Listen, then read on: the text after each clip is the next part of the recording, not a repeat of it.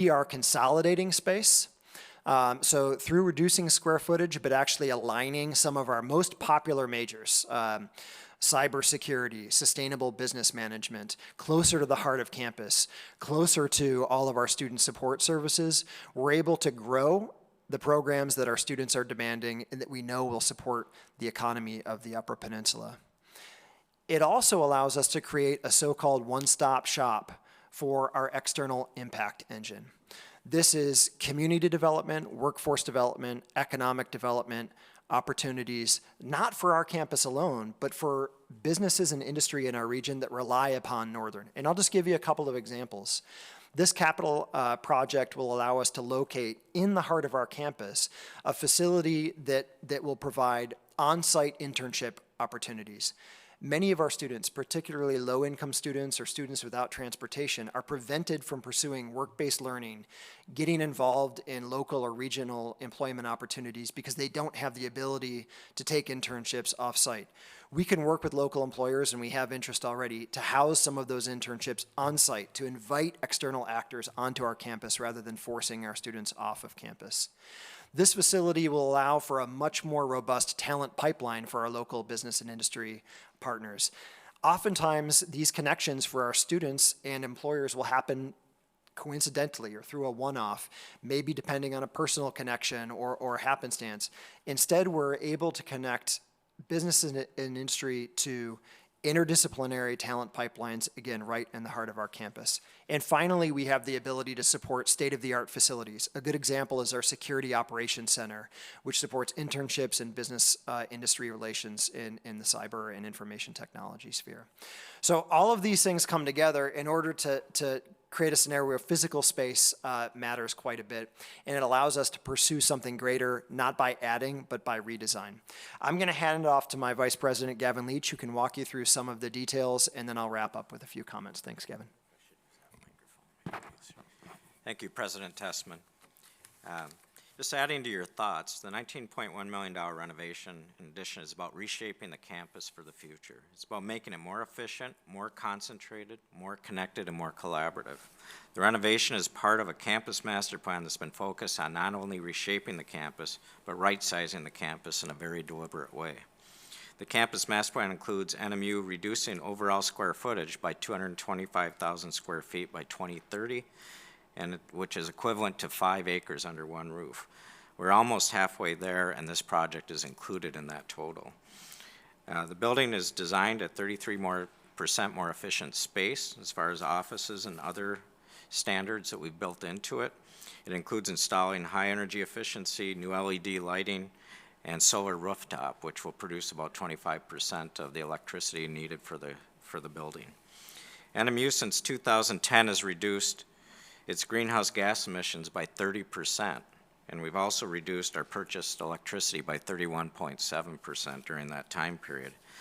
And we do have a carbon neutrality plan that will plan on reducing greenhouse gas emissions by 25% by the year 2030, with the goal of achieving carbon neutrality in 2050.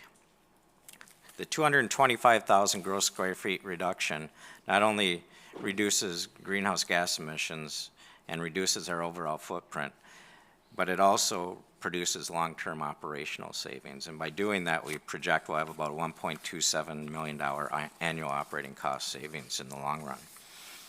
The $19.1 million project features include more dynamic and accessible educational spaces, classrooms with our high flex and high tech classrooms, cybersecurity labs, content creation lab, high-tech conference rooms for engaging business partners, community leaders, and economic development organizations. It also includes 10% of it will be informal learning spaces and student collaboration rooms that allows face-to-face between students as well as students, faculty, and business. As President Tessman was talking about, we're trying to create this center to bring the business and economic development and things to the facility. It'll also create a physical link between our buildings that will connect the entire academic mall so the students can stay indoors throughout the harsh winters of the UP. And we get a lot of snow. We just had about 12 inches about a week ago, so, so it's a very critical piece. And Again, it also achieves one other element, which is moving the center of our academic programs to the core of campus, and that's a big part of it. It'll have a positive impact on the students, as right now our College of Business faculty are located in an administrative building on the east side of campus, and this will bring them closer to the students, and it'll also allow them to be more connected with the faculty, which in the long run produces greater retention of our students. It also has a direct economic impact, creating about 100 to 140 trades jobs during construction, as well as we mentioned, supporting businesses and economic development agencies in the area. If you look at the PowerPoint, you can see how this all fits together. Right now, that arrow you can see, COB current location, is where they're currently located. Where we're going to be moving them is right into the center of the campus in what we call the academic mall. And so that's where everything will get combined together. That'll create better interdisciplinary programs, better connections with the students and the faculty, and it's housed in a building that also includes our student support services for advising, which is another benefit to the students. And in the end, this building will have a major impact on our campus. It'll complete the core of our campus, and it really will have a positive impact on the student experience, the faculty experience, and the community experience. And with that, I'll turn it over to President Tessman for some closing remarks. Thanks so much, Vice President Leach. And I mean, I'm a newbie to the UP, so I can say this: if there's ever a place where it really is uphill both ways in the snow, and I say that loving my new home.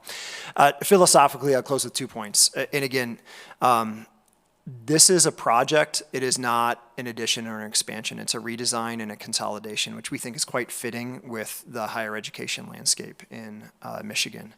We also feel like it's quite fitting to stress the sustainability aspects here, not only in the programs that are going to be supported, the opportunities to work with things like mass timber, to work with solar. Gavin and I have talked a bit about solar energy opportunities on the rooftop here. And it reflects, again, this increased emphasis on external impact. This is as much as a job creation and migration opportunity for the UP as it is anything else.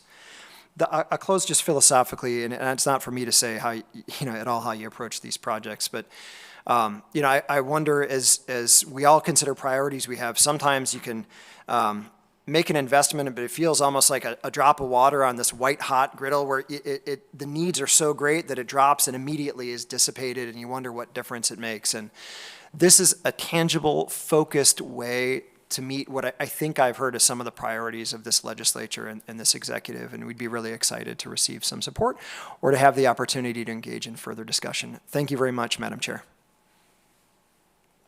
Thank you. Thank you for the presentation and for serving students and faculty in the UP. Questions? Okay, I have one question for you. You did mention, I believe, that this building would also, in addition to support your College of Business, would also include student support services. Would all students in the central area of campus have an opportunity to make use of this new building or renovation of this building? Yeah, Madam Chair, if I may, yes. That's the short answer. In fact, we have most of our student support services located adjacent to where this expansion would occur. And so it would be certainly for business students, but for the entire campus. Yes, Rep. Brixey. What are you going to do with the old building? The old building will still be utilized, and what's happening is it's part of a as President Tessman mentioned, part of a three-part move is we do have departments in another building called Grease Hall. They will be moving into part of Hedgecock. One of the departments there that's larger will be moving into space vacated by the College of Business, and then we're going to tear down this 58,000 square foot building that's masonry construction and not very adaptable for the types of programs that we need today. That's where that reduction in overall space comes down.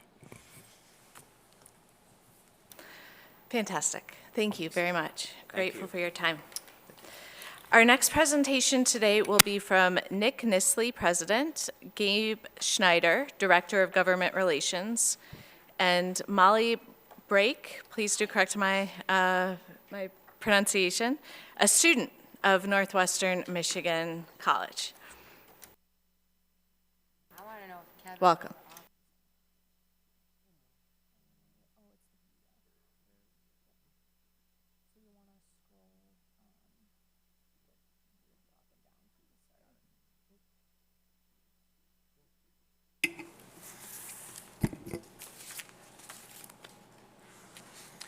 Well, good afternoon. My name is Gabe Schneider, and I serve as Director of Government Relations for Northwestern Michigan College. Thank you for inviting us here today to present to you. I'm honored to be joined by Dr. Nick Nisley, President of NMC, as well as an NMC student, Malai Brock. And we're both, and all of us, are very excited to tell you about what we have planned for our central campus. So with that, I would like to turn the presentation over to Dr. Nisley, and I will run technical support. Chair Price, Vice Chair McDonald Rivet, and Minority Vice Chair Alexander, and members of the committee, I'd like to start by saying thank you for the invitation and opportunity to appear before you this afternoon. As Gabe mentioned, my name is Dr. Nick Nisley, and I have the honor of serving as the president of Northwestern Michigan College. And we're excited to provide some greater detail about the purpose behind our proposed integrated student services hub. For those of you who are not familiar with NMC, we're located in Traverse City, and we were established as one of the first community colleges in the state. We're proud that we're not just a community college, but we're known as the Communities College. As we look to the future and how we maintain and grow our student body, it's critical now more than ever that we're investing in our students' experience. The proposal before you today, the Integrated Student Services Hub, will do just that. Its purpose is to address three important needs for our community and our learners. One is to reuse existing space. Two is to make needed energy efficiency upgrades. And three, most importantly, to enhance our student experience. First, the hub will enhance and reuse an existing assets. It's a building that is over 60 years old. It's located in the heart of our central campus. Currently, the structure is deteriorating and it's hard to navigate. Knowing that aesthetics of learning spaces impact brain function and influence how students feel, it's important that we make an investment in an easily accessible, underutilized space and transform it into a hub of student activity. Secondly, the project will make important energy efficiency upgrades and improvements that will help reduce the carbon footprint of the building. NMC seeks to build climate resilience, and addressing energy efficiency upgrades is a critically important aspect of that. But third, and most important purpose that this project addresses is improving our students' sense of belonging and chances for success through the services that we offer them. We serve a rural and socioeconomically diverse population. In fact, over 40% of our applicants are the first of their family to attend college, and 44% receive a Pell Grant. Quite frankly, many of our students arrive on campus not sure that they're truly meant to go to college. NMC's been working hard to transform and integrate all of its student services to create a comprehensive support hub for our students. Our recent efforts have been focused on helping students overcome the challenges that prevent them from staying in college and completing a degree. This has included the establishment of an emergency assistance fund, a food pantry, expanded student housing, on-site mental health counselors. However, our current building is an impediment to fully realizing this plan for our students. Combining our extensive services into a single one-stop shop hub will also allow for better delivery of essential student services, such as our success coaching, our admissions, financial aid, advising, counseling, international outreach, health, and veteran services. In fact, it'll feature a dedicated veteran space, a learning testing center, and a talent development services area, spaces that do not exist in a functional way today. And as we know, consolidating student functions into one area will ensure greater access and holistic customer service experience. This is reinforced by a research including 2021 Brookings Center study.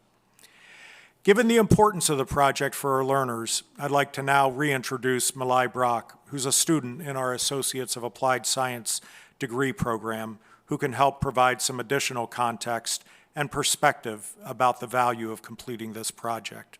Malai? Thank you. Okay. Thank you, President Nisley and members of the committee. It is an honor and privilege to be here today on behalf of an institution that I am proud to be a student at. What brought me to Northwestern Michigan College had nothing to do with some of the more well-known programs that the college had to offer. I could get a general business degree anywhere in Michigan. Instead, I decided to choose a school that is 3 hours away from home.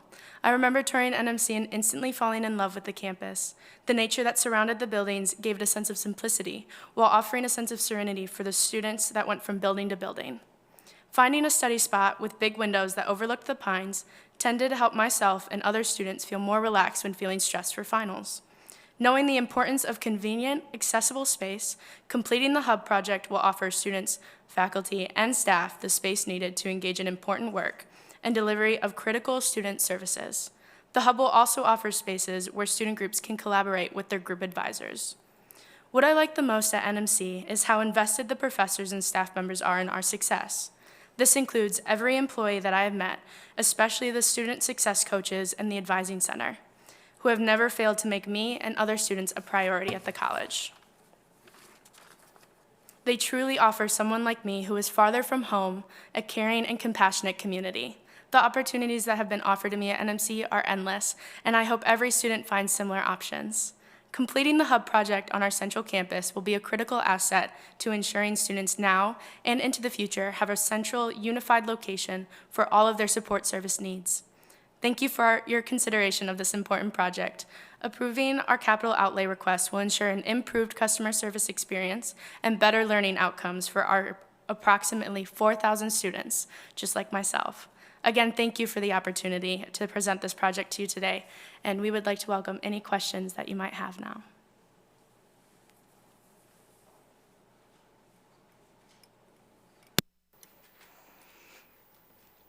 One question for me. I understand that this is student services, so I assume that all students will be able to access and use this building. Does it provide any opportunities for members of the community, business leaders, or other members that are not faculty and students to come in and interact with the community? Could you share a little bit about that, please?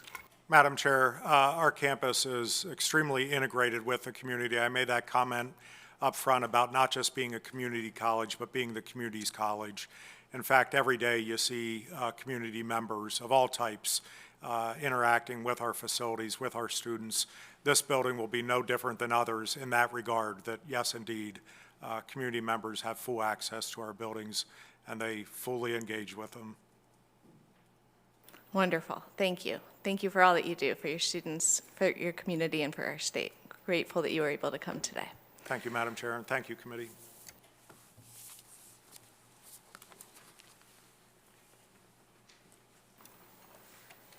Now we will hear from Charles Lepper, President, and Lisa Freeberger, Vice President of Finance and Administration with Grand Rapids Community College.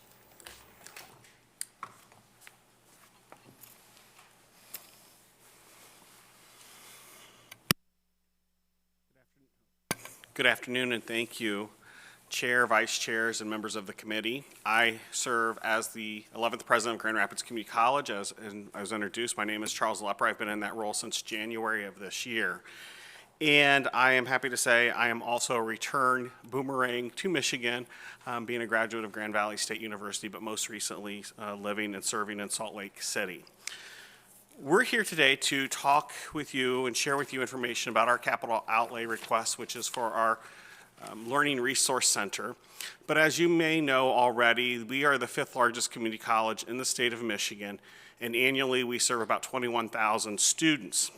Part of that number that I think is significant and important to recognize is over 12,000 students attend GRCC and receive training through our non-credit and workforce development programs.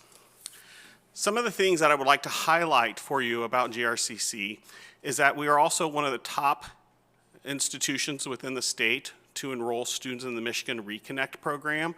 9.5% of all Michigan Reconnect students in the state attend GRCC. We also have a established Promise Zone with the Grand Rapids School District, and we have provided service to over 1,000 Promise Zone students since 2020. Additionally, we have a very successful K-12 partnership and have 6 middle college programs throughout Kent County. And one of the things I would just highlight about that program is that recently we had 2 teams of our middle school students who participated in a NASA competition. Our culinary students ranked in the top 10 in the nation. Our students in our biomedical program ranked in the top 5 in the nation. Both teams have had the opportunity to participate or compete in the final competition, a round of competition in Houston, Texas with NASA, and we are waiting the results of their performance. But exciting things happening at GRCC. And I would just like to highlight that more than 900 students participate in our 6 middle college programs that we have in partnership. I'm going to turn the time over to Vice President Lisa Freiberger, who is our Vice President for Finance and Administration, and she's going to talk with us a little bit more specifically about the needs of our Learning Resource Center.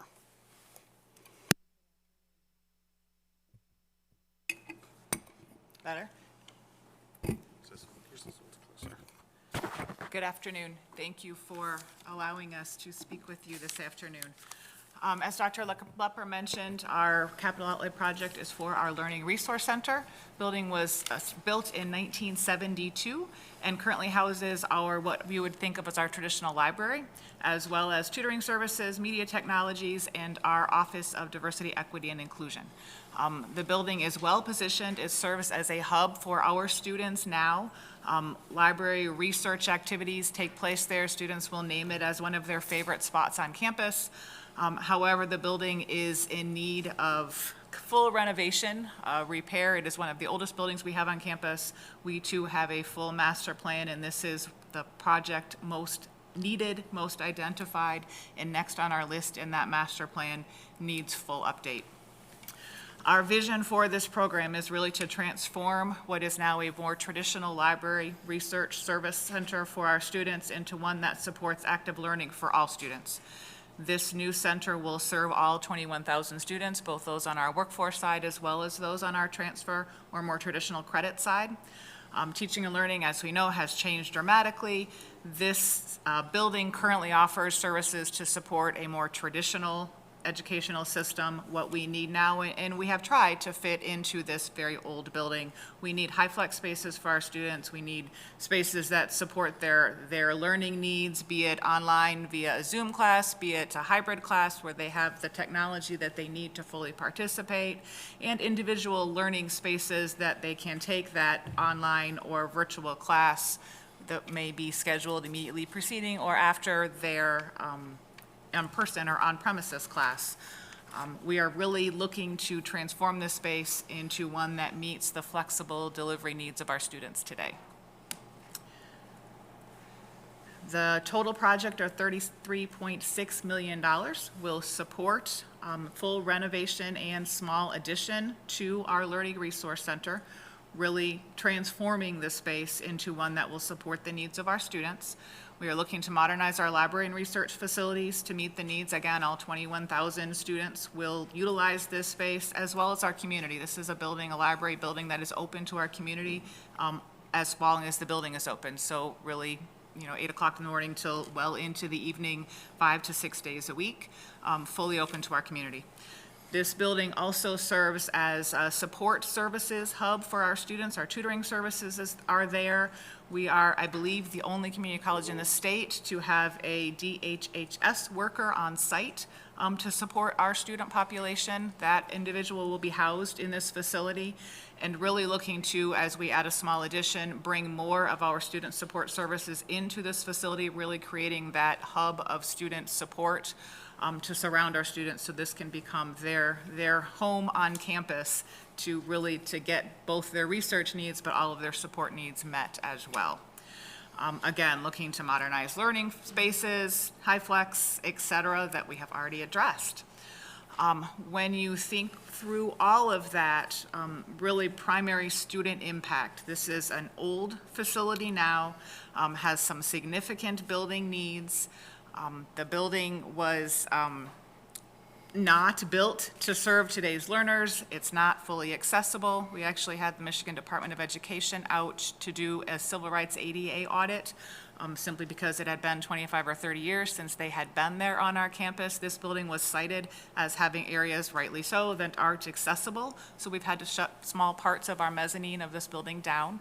It has one elevator that isn't equipped to service or meet the needs of the building. It's got very old infrastructure. We are looking to fully transform this to meet the needs of the students that we serve today, bringing all student support services under one roof. Really, again, looking to build a hub for students as they spend time, hopefully more time, on our campus, directly supporting the state's goal of 60 by 30, with a very specific focus for all of our students, both transfer and workforce students, on persistence and completion.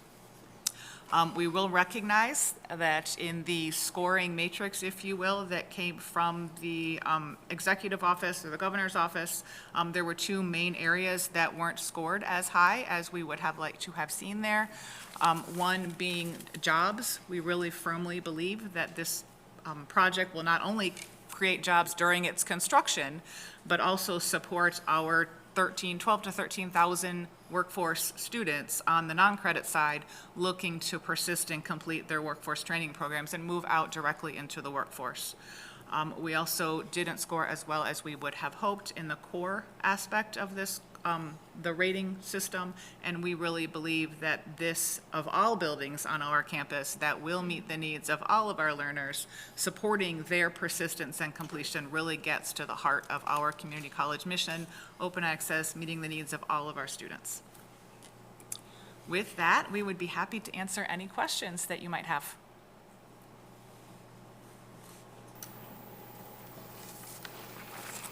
Thank you. Thank you for coming and presenting. I am getting told that we only have about 10 minutes left before we need to be back on the floor, so I'm not going to take any questions. But if anybody thinks of any questions that they have, send them to my office. We'll send them to you and get the answers out to everyone on the committee. So Perfect. thank you. Thank you. Thank you. And we have one final presentation today from Russell Calabahuna. Please, again, correct my pronunciation. President of Henry Ford College. Welcome.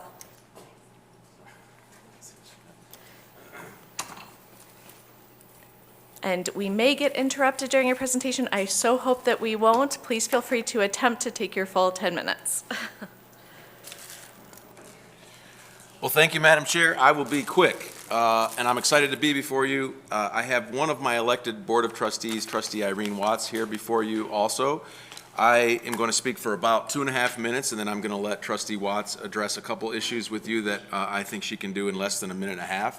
And my hope is to stand out to you all because we're going to try and stick to those time limits. I also have chocolates from Henry Ford College, so when Trustee Watts starts talking, I'm going to give you chocolates. They're well below the gift limit, and I know that you'll enjoy them and be in compliance. So this project is what Henry Ford College is all about. We think we can run this college better in the amount we spend to run it. At the same time, we're trying to help students find better lives and better careers. And so because of this, about 5 years ago, we started something called the Integrated Energy Master Plan. And in a minute, I'll leave the slide deck with you, but this essentially goes to industry, and in this instance, Johnson Controls, and says, we want to spend less on our energy. We want to eliminate our carbon footprint, but we also want to spend less on what we spend on water and energy. And Johnson Controls told us we can do that. And in a $23 million project, they promised that if we didn't save the amount that they promised, they would pay the difference. And so this project pays for itself in about 14 years. Over the years, it reduces the expenses that we use. But that wasn't easy. We had to retrofit everything on the campus, and that's an expense that we took on already. The next thing we wanted to do was work with Johnson Controls to say that our students should have the chance to do this work at other institutions and other places that have large buildings, and maybe even small around the country. And that was part two. Part two was working with our partner, Johnson Controls, and we're really excited that the United States Congress saw fit to give us a line item budget to integrate this project with Johnson Controls. And so we were proud to have our senior senator come to us and explain that she was able to devote $3.1 million from the infrastructure plan that the Congress spent last year to help us connect with Johnson Controls, who now have committed to giving our students who will go through a program learning on this equipment how to do this type of work around the country and around our state. And we see this as one of the really great strategic advantages of what we're doing. We're bringing our own need to reduce costs to our students who are learning the technology and then seeing a pathway to an international employer, which brings us to step 3. And step 3 is where we're here before you all. We'd like to augment what we've done so far, and we'd like to increase it, particularly regarding the students we serve. And we serve a unique group of students. A lot of my colleagues from higher education have come here and talked to you about their students. I want to tell you a bit about ours. Our board oversees the 3rd largest public school system, the Dearborn Public Schools, and the 3rd largest community college system. And in the community college system, we keep winning championships in basketball, so no one can come up here and tell you that they've got a better basketball team, which I hope also keeps you remembering Henry Ford College. But what it really does is takes a bunch, I'm sorry? Yeah, well, Oakland Community College does okay. What this really does is gives us an opportunity for the 20-some thousand Dearborn Public School students, including my children, an opportunity to see jobs in these clean energy fields with a major employer. And so the last slide I have for you is outlining what we think we can do with this project. And this is a very small state investment compared to what we've already done so far, what the United States Congress has done so far, and what Johnson Controls has done so far. We can literally build the first net zero neighborhood. We can reduce our greenhouse gas emissions. We can partner with a very large city and a very large school district to come together with a real talent pipeline and solve a traditional problem that we haven't been able to solve. And if we do this well, you all can be part of a pilot program that we can use throughout the state and maybe throughout the country. And if you look at the money we're going to spend, our institution has already, and we overran our cost on our first plan. We started at 23, but Johnson Controls said, if you go all the way up to 29, we'll still promise you the savings, 29 million. The United States Congress, through Senator Stabenow, guaranteed $3.1 million. This is both to retrofit our campus, but also make the learning classroom for our students on this. And now we're coming to you as partners with a 50-50 match for an $11.6 million capital outlay that we're really excited that will continue to grow both the kind of energy savings at our campus and give job opportunities for students. And if you want to get into the details about what this looks like, I can go into great detail, but this is everything from better roofs, windows, motion detector lights, and those faucets that sometimes are a little frustrating, but all of the, and by the way, we no longer have a lot of grass. It's prairie.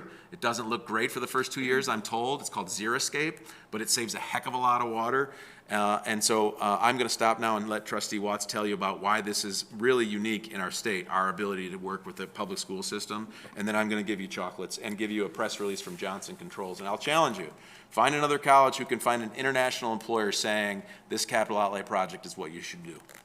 Well, I just wanted to say thank you, because normally when I speak, I don't have somebody handing out chocolate to everybody, so I appreciate the introduction. And I just wanted to say, as a former educator, to be able to represent not only the 3rd largest public P-12 system, but also the community college, for me to be able to see the beginning to the end fruition along with our international partnership is so crucial. To be able to say to our students, not only do you get to learn about it, you get to see it, you get to touch it, and you belong. So I think number one, I just wanted to say that. Number two, and I will be quick, I just wanted to say thank you for your service. I'm usually on the opposite end where you guys are, so you have provided me with a chance to be able to be here and see what it feels like to be on the opposite end. But I also wanted to say thank you for your time here as well. And the other thing that I wanted to say is that, you know, Henry Ford College is special, but I think what's going to make it extremely special is that we had graduation this past Saturday, and we may make national news because we had a student go into labor during commencement. So we have made national news before, perhaps for the Dearborn Public School, but now Henry Ford College as well. So keep a lookout for that one. But that created a moment for myself as a fellow mom to be able to have that moment with our student who was nervous and scared, But what we do really well is that we meet where our students are at any given moment. And for that, we were able to pivot with our president, who was able to confer upon her a diploma so that she could go to the hospital. So on that note, I just wanted to say thank you. So Senator Heisinger, I'm sorry, I did not see you over there. I would have given you chocolates also. I do hope, Madam Chair, we have broke the speed record here and the chocolate record. So we're happy to answer any questions. And if you ever want to see how you can reduce costs and actually increase output for students in real jobs, please come see us at Henry Ford College. We had Senator Stabenow, and she loved it, and we'd love to have you.